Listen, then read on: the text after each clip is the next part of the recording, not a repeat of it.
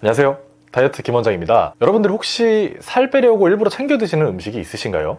근데 만약에 그 음식이 살이 빠지는 음식이 아니라 살이 찌는 음식이었다면 굉장히 배신감이 심하시겠죠? 문제는 요즘 들어 유난히 이렇게 살이 사실 찌는 음식인데 빠지는 음식이라고 잘못 알려진 음식들이 굉장히 많다는 겁니다. 다이어트가 안 되는 경우가 거의 없었는데 최근에 살이 잘 안 빠져서 오신 환자분들이 있었어요. 참고로 말씀드리자면 이분들은 다이어트 한약 처방을 받으셨고 약효가 잘 들어서 배가 고프지 않으시다고 하시는 분들이에요. 저도 이제 생각해서 처방을 드리는 만큼 살이 안 빠지시는 분들이 없으려고 항상 노력을 하거든요. 근데 이렇게 배가 고프지 않은데도 살이 잘 빠지지 않는 분들의 공통점이 있었다는 거죠. 최근에 이런 패턴들이 많이 보이길래 도움이 될까 싶어서 영상을 켰습니다. 저는 실용적인 정보가 중요하다고 생각해요. 무조건 이거 끊고 저거 끊고 다 끊어라 하는 정보는 의미가 없다고 생각합니다. 따라서 이거 끊고 저거 끊고 대신에 요거 드셔라 하는 대체제까지 조금 아울러서 설명을 드리도록 할 테니까요. 살 빼는데 관심이 있으시다면요. 오늘 영상 끝까지 보시고 식습관 한번 체크하고 넘어가시면 도움이 많이 될 것 같습니다. 자, 단백질 쉐이크는요, 기본적으로 몸 키울 때 먹는 거예요. 살이 잘 찝니다. 그리고 단백질 쉐이크 중에 질이 좋지 않은 것들은요, 탄수화물도 꽤 많이 들어있어요. 성분표상 탄수화물이 거의 없는 단백질 쉐이크를 사셨다고 하더라도요, 단백질 섭취는 쉐이크로 드시는 것보다 음식으로 씹어서 드시는 것이 훨씬 좋습니다. 이것은 사실 단백질뿐만 아니라 모든 영양소가 다 그렇습니다. 제가 물론 유산균을 추천드린 적도 있었고요. 환자분들께도 가끔 특정 영양제를 추천드리곤 하는데요. 그런데 혹시 이런 생각 한번 해보신 적 있으신가요? 지금 저희 단백질, 비타민, 모든 영양 성분들이 다 가루약, 영양제로 나와 있는데 만약에 우리가 먹고 싶은 욕구만 없다면 이 영양제와 가루들만로 생활이 가능하지 않을까? 이런 생각이요. 실제로 먹고 싶은 욕구까지도 어떻게 보면 다이어트 환약 같은 걸로 잠재울 수가 있으니까요. 그 영양제나 가루약 사이에 다이어트 환약까지 껴서 먹으면 식사를 안 하고 살 수 있지 않을까요? 저는 원래 좀 쓸데없는 생각이 많은 편이어서 어렸을 때 이런 생각을 많이 했었는데 결론적으로 말해서는 안 됩니다. 사실 요즘 영양제 만능주의자들이 굉장히 많지만 영양은 어떤 단일 성분이 어떻게 효능을 작용한다 이런 식으로 접근해서 절대 안 되고요. 여러 음식들을 먹으면서 그 안에 있는 영양소들을 골고루 섭취하는 이런 총체적인 관점으로 접근하셔야 합니다. 저는 다이어트 초반에 그런 디톡스 과정, 그리고 디톡스 과정에서 필연되는 그런 부작용을 최소화하기 위한 그런 루틴에서 스위치 온 다이어트, 최근에 유행하는 보면서 저희 채널에서 말하는 다이어트랑 굉장히 유사하다고 저는 봤는데요. 다만 그 과정에서 단백질이 필요하니까 단백질 파우더를 권하셨겠지만 사실은 음식으로 섭취하는 것이 훨씬 낫습니다. 그리고 절식이나 단식하실 때 특히 단백질 파우더 드시면요, 영양소 흡수가 굉장히 빠르게 되거든요. 따라서 이때는 정말 단백질 파우더 잘 고르셔야 됩니다. 탄수화물 없는 걸로요. 물론 잘 고르시다 하시더라도 천연식품, 육류, 단백질이 훨씬 낫습니다. 영양제나 파우더의 또 다른 함정이 뭐냐면요, 일단 소화가 잘 안 될 수가 있어요. 흡수율이 사람마다 다르다는 거죠. 비타민을 먹어도 오줌으로 다 나와버릴 수가 있고요. 정확히는 흡수율을 알 수가 없습니다. 그리고 장에서 좀 트러블을 유발할 수 있을 뿐더러 너무 과다하게 섭취하게 되면 신장에도 독성이 있어요. 단백질을 체중에 얼마만큼 섭취해라 이런 내용의 채널들을 많이 봐왔는데요. 그 수치가 실제로 맞지 않을 뿐더러 우리가 먹는 쌀밥에도 사실 단백질이 꽤나 있거든요. 단백질 그런 과다량을 억지로 맞추시다가 만성 신부전이 오신 분들도 더러 계십니다. 따라서 근육 키우고 덩치 키우고 하실 거 아니시면 단백질 파우더는 최대한 피해주세요. 만약에 단백질 파우더가 현재 다이어트 계획 안에 포함이 되어 있다면 이것을 닭가슴살이나 아니면 두부 같은 양질의 단백질 식품으로 대체해 드릴 것을 권해드립니다. 그리고 또 요즘 생각보다 많이 오시는 케이스인데요. 이건 특정 음식이라기보다는 헬스 트레이너님들이 짜준 식단을 지키다가 살이 잘 안 빠지는 경우입니다. 우리가 다이어트 식단을 짤 때는 평상시에 먹던 것을 고려해서 식단을 짜야 되는데요. 평소에 먹던 거 고려 안 하고 칼로리만 계산해서 먹이는 경우가 꽤 있더라고요. 사람은 밥 한 공기만 먹어도 흡수율이 제각각 다르다고 할 수가 있습니다. 실제 예를 들어보겠습니다. 원래 아침을 잘 안 드시는 분들이었는데요. PT쌤이 아침에 현미밥 160g 그리고 닭가슴살을 드시고 중간에 간식으로 고구마를 드시라고 하셔서 그대로 그 식단을 지키다가 살이 안 빠진다고 오신 분이 무려 2분이나 계셨습니다. 이렇게 건강한 음식만 드셨는데 살이 안 빠지면 정말 억울한 느낌이거든요. 따라서 약을 처방받고 배가 안 고프신데 살이 안 빠진다면 간식으로 무엇을 드시고 계신지 반드시 점검을 하셔야 합니다. 먹어도 되는 간식은요, 뒤에서 자세히 말씀드리겠지만 방울토마토, 오이, 자몽, 달걀, 이게 전부입니다. 다시요. 방울토마토, 오이, 자몽, 달걀.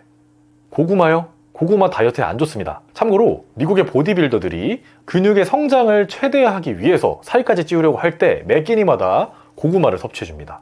아무래도 헬스장은 그런 보디빌딩, 근육을 키우는 관점의 문화가 많이 남아있다 보니까 PT쌤들께서 고구마를 자주 권하시는 것 같은데요.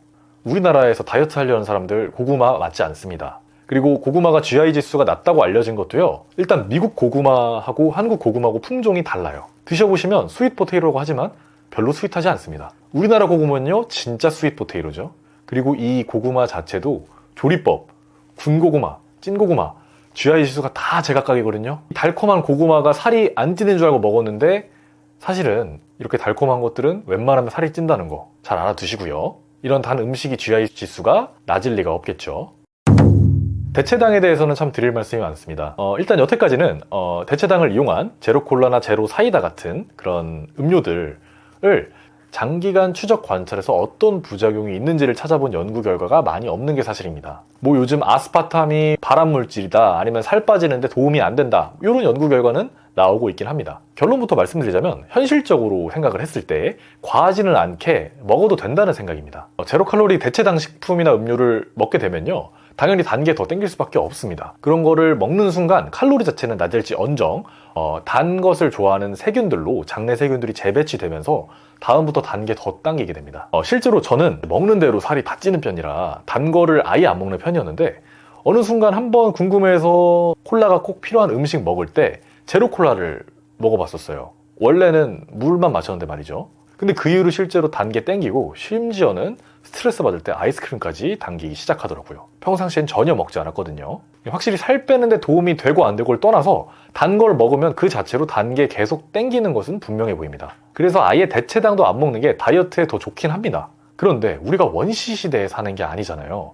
현대사회에 사는 이상 우리가 지나가면서 무심코 본 광고, 그리고 지인이 선물처럼 주는 과자, 길 가다가 보이는 아이스크림 할인점, 이런 것들을 보고 대체당이라도 안 먹을 수 있다면 정말 존경스럽습니다. 거의 다이어트계의 성인 군자의 경지에 오른 것이고요. 하지만 대부분의 사람들은 그렇게 할 수 없기 때문에 그런 단 것이 급격하게 당기는 순간을 모면하기 위해서 대체당은 나쁘지 않을 것 같습니다. 대체당이 살이 안 빠진다는 논문도요, 설계 자체가 조금 잘못된 부분이 있더라고요.